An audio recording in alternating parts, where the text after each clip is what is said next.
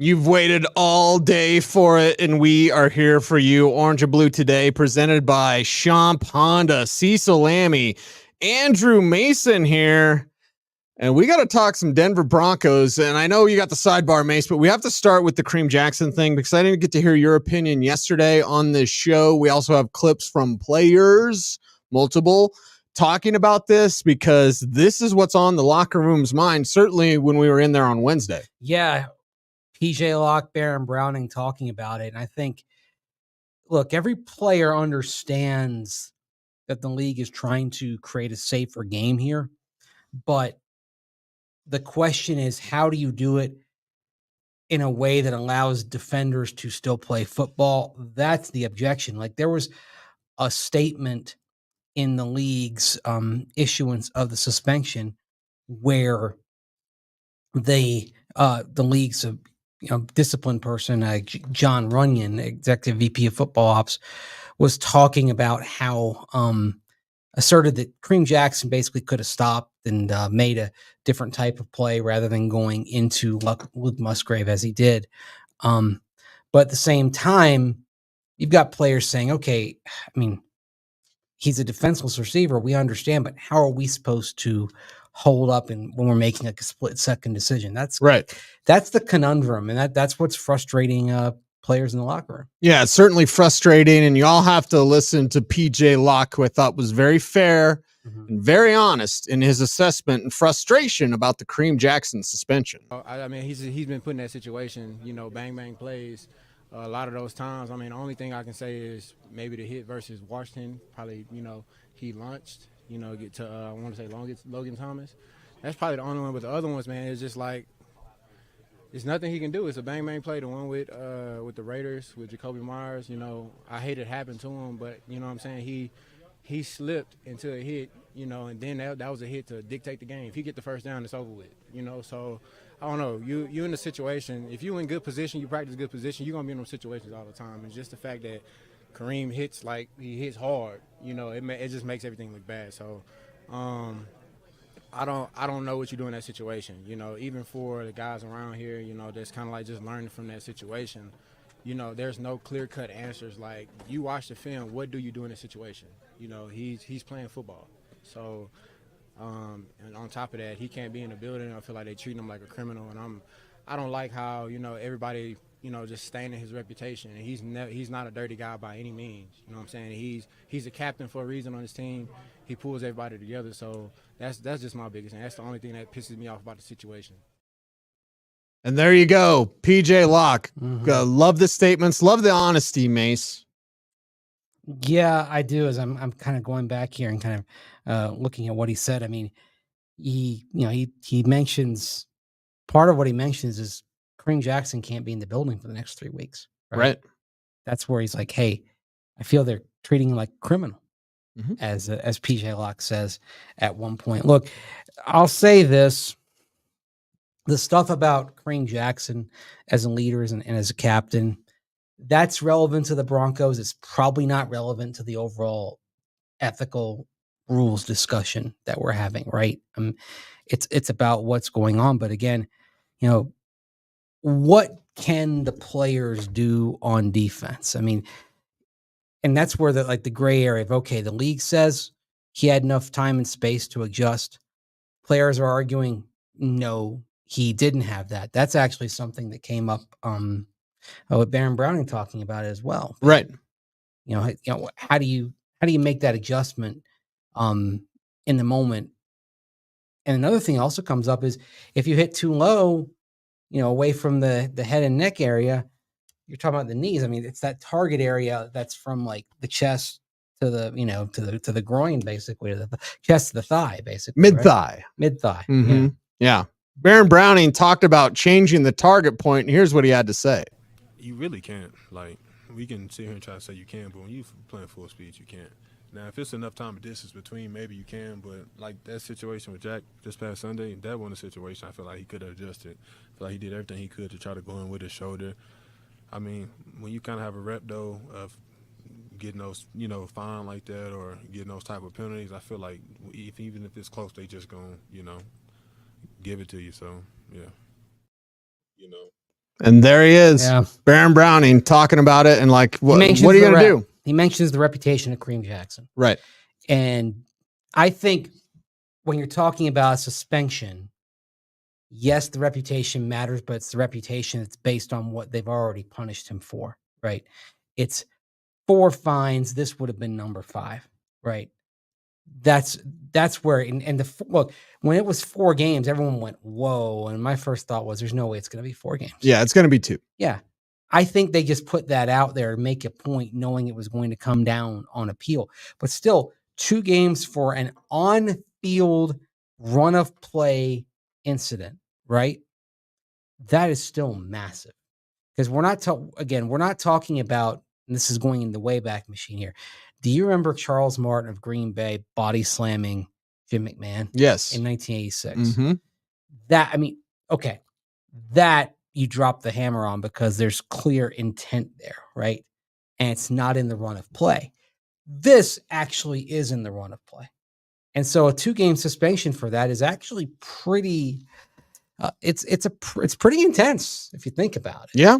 And missing that leadership, as PJ Locke mentioned, like Kareem can't even be there as a leader to bring guys together and then to hang out on the sidelines. He can't play. He can't show up to the building. Now, that being said, do you think the league is trying to make an example of him for everybody? 1,000%. I think that's what this is as well. This is, and look, and you can go through the hits.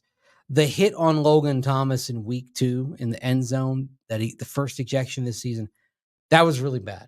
Okay. That was really bad. This one on Sunday, I get what the debate is. I mean, basically, it's whatever angle you want to look at. There's one angle, you're like, okay, it's all shoulder. But then you see another angle and it's shoulder first, but then you see the helmet going up into the face mask of Luke Musgrave. And I think, and one thing that is clear to note, it's not simply about helmet first. It's helmet to helmet contact, but you can lead with your shoulder and there's still helmet to helmet or helmet on face mask, and it's going to fall afoul of what the league is looking for. And the other thing beyond that is what they keep hammering home: defenseless receiver over and over. If the receiver is defenseless, then it's going to incur a penalty, whether you like it or not. So the ejection did not surprise me, nor did the suspension. Is it fair for defensive players? No, but this is what they're asking them to do. I think the other key is you just want to see it adjudicated fairly around the league, right? If it's whenever it happens, it needs to have a pretty stern punishment, because if you keep having it over and over, you don't want it to be just one example. If it's happening over and over around the league, you want the punishment to be consistent, because only then will change truly be forced in terms of the type of change the league wants to see from a safety perspective. And if I'm a safety, I'm just going after everybody's knees. Sorry. This is what you're going to get. You're going to get guys that avoid that area. Didn't TJ Ward get not a suspension, but he got a penalty for that? Remember on Cam Newton like 7 years ago? Quarterback might be a little different, but like if I'm going to tackle a tight end, yeah, I'm taking your knees out. Sorry, you're not going to play. That's going to be the result. That's what's going to happen next. Yeah. So can it be judged fairly? Is Kareem Jackson getting made an example of? Yeah. Yeah, he is. Yes. And again, I think if you see consistent adjudication, then I think it's fair. It's unfortunate for the Broncos, but then it becomes fair. Right. But you do have to say, okay, what are we asking of players in a split-second decision situation? How do we bring safety while being reasonable? I think is the question that's going to be had. But I thought it was key on Monday when Sean Payton has press conference and he's been on the competition committee. He came back to defenseless receiver. Mm-hmm. And that's a fair point too, protecting the defenseless receiver. And if you're younger, you may not know that a lot of people that are making statements about this, whether it's John Runyon, Derek Brooks, whoever, it's like these are all former players. Yeah. Derek Brooks heard the appeal. Mm-hmm. John Runyon was basically the person who meted out the initial punishment. Derek Brooks, Hall of Fame linebacker, who had some big hits in his time. Right? He did. Yeah. I don't want to get it off track, but who did Warren Sapp blindside? because we talk about intent. Remember that play where Sapp blindsided somebody off an interception or something like that? Was that a quarterback? I think it was Favre. Was it Favre? I think it was. Was that when they got in each other's face and were like talking smack? I think that was in the 0-2 game in Tampa. Okay. They blindsided Brett Favre. Yeah. Yeah. And Warren Sapp got in trouble for that one. Well, they'd been going at each other for years. The jaw-jacking between the two of them really got going back in 1997. Yeah. So this was like 6 seasons later. Yeah. Yeah. And they were in the NFC Central together for a while. So they had some battles. Yeah. That is old school. I was at a bunch of those games. All right. Over the years. Those were fun. Yeah. Those are some fun times. Oh, I hope it's fun on Sunday in the snow. Run to win to live. I think that's a South Park song. But anyway, I feel bad for Mike McGlinchey because every week I ask him about like, hey, you going to run more? You going to run more? Hey, Mike, you going to run more? Here's what Mike McGlinchey said about running the ball. Specifically, you asked him about a 100-yard rush. Yes, I brought up the number. Yeah. How's it going to feel when you get Javonte or Jaleel their first 100-yard game?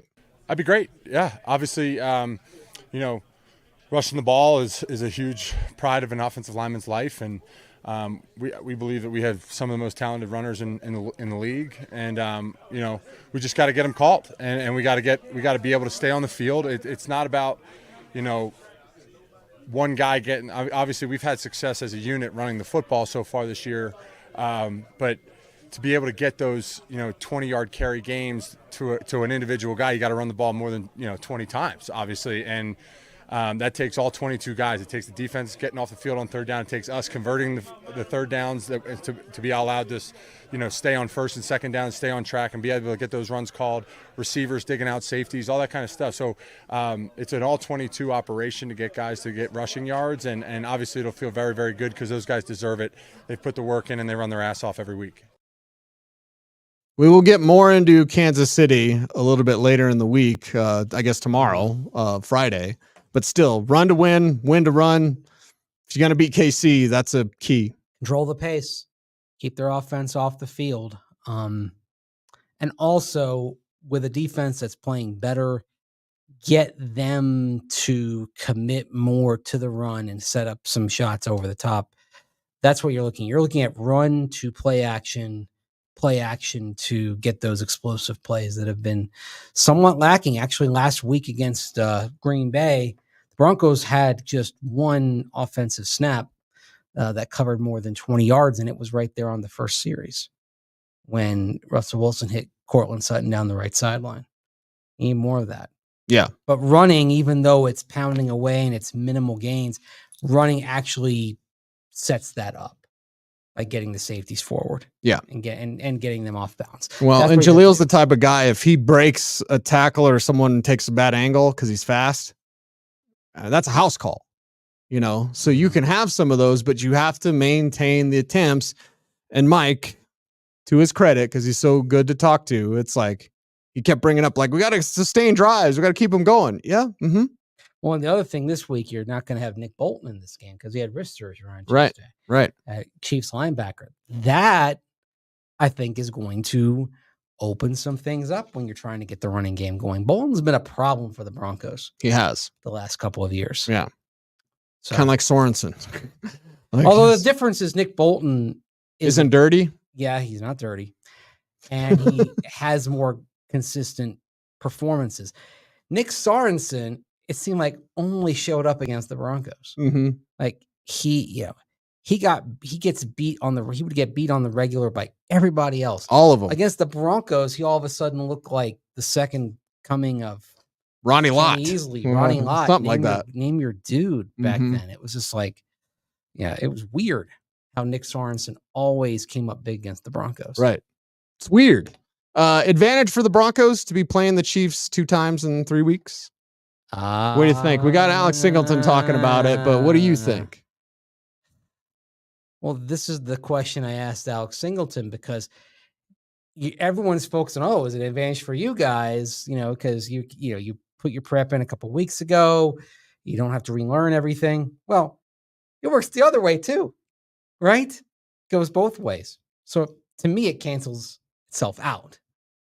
Let's hear what Alex had to say. Yeah, exactly. It's just going to be kind of, seeing, the plays that they had, maybe they missed on that, they're obviously going to do again, plays that, the Packers ran that, they have in their offense that they're going to be able to use. And, just stuff and plays that they feel like they might have missed on, or just certain calls that we were in that, hey, if we're in that call in that situation, they might take advantage of this, and just, kind of know that this is kind of where, these 2 weeks where chess games kind of become a little bigger. And so just like every week, though, you got to see what they're going to do the first 15 plays, and then they'll get in their usual rhythm. They get paid too. Yes. Old cliche. Mm-hmm. John Fox used to say that a lot when he was coaching here. Love Foxy. The other guys get paid too. They got skins on the wall. It's not our first rodeo. Although Foxy would get confused. I asked him about Tony Carter gambling one time. He's like, I don't know anything about that. I'm not talking about actual gambling. I'm talking about on the field taking chances. But Foxy, he wasn't having it that day. Remember we used to sit next to him? Those pressers were cool, man. We would sit this close to John Fox and just shoot the Well, they used to stuff. call it fireside chat on Mondays because the coach, Mike Shanahan, did it. And then Josh McDaniels didn't for his 2 Of years course on the not. job. Yeah. And then everything, when John Fox came in, it was interesting how media-wise, everything just immediately pivoted back to the way it was before. We're back. Yes. And so John Fox then, instead of being at the podium, the lectern, he would just be sitting down there. Remember, he always had his cup Mhm. for his dip. Yep. Don't drink out of it. Yeah. Like that. Gosh. Oh boy. That's not a good habit to have. But no, I like that. The other thing Foxy would do during practice is he would sidle up to the media and, kind of offer his bon mot, as it were. We got to talk about Baron Browning as well. Because Yes. he was back on Sunday. Actually, if you go on the depth chart issued by the Broncos to the media every week, he's listed back on the first team at Edge, along with Jonathan Cooper, a couple of Ohio State Buckeyes. But Baron Browning got through his first game of the season following a meniscus injury and appeared none the worse for the wear. I feel fine. I didn't feel like achy. I got a coach right after the game. I just feel like I just need reps because I haven't had training camp. So I'm still trying to get caught up to speed. Love it. Big thing. You don't want to be sore coming off of your first game back. That's always the test when you wake up the next morning and see how do you feel. Felt pretty good. Feeling good. Looking Hopefully good. Looking feeling good out there. Mm-hmm. Your hair's looking a little better today, by the A way. little bit better. Yeah, I wasn't Still wearing a kinda- hat today. Still kind of flat. It depends on when I blow dry it. So Yes, you're gonna know when I blow dry it. I forgot to put product in, so it was a little bit of a rush job to the bathroom, a little bit of water. I'll let y'all be the judge of that. Not my best hair day, I think, but that's okay. Hey, I'd love to wear a hat, but we can't. So Not on here. Well, we have worn hats on here. yeah, it's been a while though. Well, I think we're both dressing a little better now. Like you came onto the sport coat train. I've noticed much more. I like the often. look. I like the look. Yeah, like you kind of looked askance at me for a while, and now you've joined in I've joined in on the Yes. fun. Mace Fit Thursday or whatever. is Oh, what it is. hey, All right. it's gonna be just you tomorrow, my friend. Yep. Mace will be joining us perhaps from a very special location. We'll leave that undisclosed for now. Magical place. But everyone stay tuned to Friday's show. We'll have a lot for you. Again, he's Andrew Mason. You follow him on the socials at Mace Denver. I'm at Cecil Lammy. Stay tuned. And would you please always stay frosty,